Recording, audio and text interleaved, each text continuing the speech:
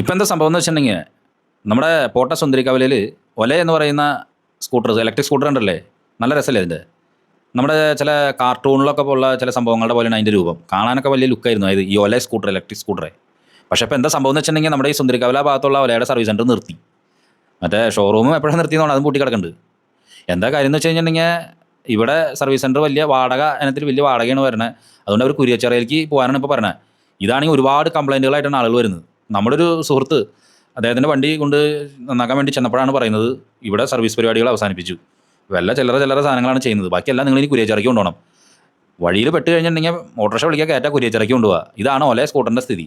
അപ്പോൾ ഞാൻ ആ സർവീസിൽ നിൽക്കുന്ന പയ്യനോട് ചോദിച്ചു, എങ്ങനെയെങ്കിലും ഇവിടെ നടത്താൻ സാധിക്കുമോ ചേട്ടാ, ഈ ഒരു വാടക വെച്ച് ഇവിടെ മുന്നോട്ട് പോകാനായിട്ട് ബുദ്ധിമുട്ടുകളുണ്ടെന്നാണ് പറഞ്ഞു കേൾക്കുന്നത്. ഇനി ഒരുപക്ഷെ ചിലപ്പോൾ കുരിയച്ചിറയ്ക്ക് പോയിട്ട് വേണമെങ്കിൽ തിരിച്ചും കൊണ്ട് കൊണ്ടുവരാം. ഇതാണ് നമ്മുടെ ഒല സ്കൂട്ടറിൻ്റെ സ്ഥിതി. ഇതാണ് പൊതുവിൽ ഈ ഇലക്ട്രിക് സ്കൂട്ടറുകൾ വാങ്ങിക്കുന്ന ആളുകളുടെ അഭിപ്രായം എന്താണ്? എന്നോട് കുറേ പേര് പറഞ്ഞു ഇലക്ട്രിക് സ്കൂട്ടർ വേണമെങ്കിൽ, എനിക്ക് പേടിച്ചിട്ട് മേടിക്കാണ്ടിരിക്കുന്നത്. പലതും ഭയങ്കര കംപ്ലൈൻ്റാണ്, ഒരുപാട് കംപ്ലൈൻറ്റ്. ഇപ്പോൾ നമ്മുടെ ഈ സുഹൃത്ത് അദ്ദേഹത്തിൻ്റെ ഇത് വാങ്ങിച്ച് ഒരു മാസം കണ്ട് കഴിഞ്ഞാൽ മോട്ടർ അടിച്ച് പോയെന്ന് പറഞ്ഞു. അപ്പോൾ ഇത് കൃത്യമായിട്ട് സർവീസ് സെൻ്റർ സ്ഥലങ്ങളിൽ കൊടുക്കാൻ നമുക്ക് സാധിച്ചില്ലെങ്കിൽ, ഇപ്പോൾ ഈ ചാലക്കുടിയിലെ ഈ സുന്ദരിക്കവലുള്ള വന്ന എത്രയോ ആളുകൾക്ക് ഈ ഒല സ്കൂട്ടർ കൊടുത്തിട്ടുണ്ട്. എനിക്ക് തോന്നുന്നു 10,000 മേലെ ഒല സ്കൂട്ടറുകൾ കൊടുത്തിട്ടുണ്ടാവും. അപ്പോൾ അവരൊക്കെ ഇനി ഇവിടെ വന്നു കഴിഞ്ഞാൽ, അതായത് ഈ ചാലക്കുടിയിൽ വന്ന് സുന്ദരിക്കവലയ്ക്ക് വന്നു കഴിഞ്ഞാൽ പണി ആവും, അവർ കുരിയച്ചിറയിലേക്ക് പോകണം. ഇതാണ് ഒല സ്കൂട്ടർ സർവീസിൻ്റെ സ്ഥിതി.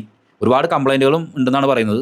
നമ്മൾ അതുമായി ബന്ധപ്പെട്ട് അനുഭവമുള്ള ഒരാളാണ് ഇപ്പോൾ ഈ പറയുന്നത്. ഇതുപോലെ കുറേ ഞാൻ ആ സർവീസ് സെൻ്ററിൽ ചെന്ന് കഴിഞ്ഞപ്പോൾ തന്നെ വരുന്നുണ്ട് ഇങ്ങനെ കുറേ ഓരോരുത്തർ.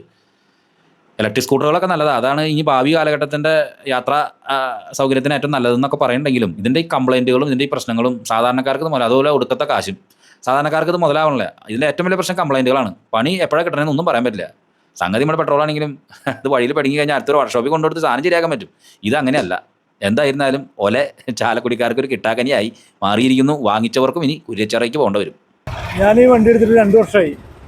എടുത്ത് പിറ്റേ ദിവസം മോട്ടർ പോയി ഇവിടെ കൊണ്ടുവന്ന് വെച്ചു. ഒരു 2 ആഴ്ച കഴിയുമ്പോൾ നന്നാക്കിയിട്ട് എന്നും കംപ്ലൈൻറ്റാണ്. ഇപ്പോൾ ഒരു ചെറിയൊരു പണിക്ക് ഞാൻ വന്നപ്പോൾ പറയുന്നത് സർവീസ് സെൻ്റർ നിർത്തി, നിങ്ങൾ തൃശ്ശൂർ കുരിയച്ചിറയ്ക്ക് പോക്കോ, അവിടെയാണ് ചെയ്യാൻ പറ്റുള്ളൂ എന്നാണ് പറയുന്നത്.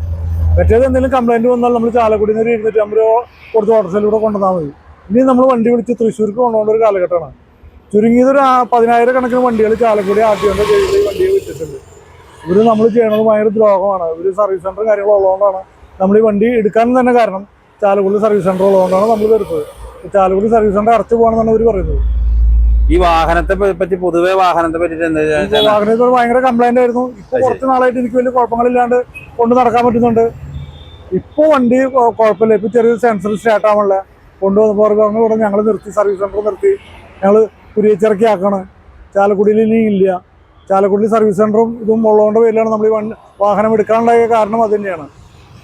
ഇപ്പൊ ഇതുകൊണ്ട് ഇനിയിപ്പോ ഈ സാധനം കേടായി കഴിഞ്ഞാൽ വണ്ടിയിൽ കയറ്റി കുരിയച്ചിറക്കി കൊണ്ടുപോകണം. ഇനി നമുക്ക് എന്തെങ്കിലും കംപ്ലൈന്റ് പറ്റി കഴിഞ്ഞാൽ നമ്മൾ 10,750 കൊടുത്ത് കുരിയച്ചിറയിൽ വണ്ടി എത്തിക്കണം എന്നാണ് അവർ പറയുന്നത്. ഇലക്ട്രിക് വാഹനങ്ങൾ എപ്പോഴും പണി തരുന്നൊരു സ്ഥിതിയിലേക്കാണ് പോണത് സംഗതി. അതെ, തീർച്ചയായിട്ടും.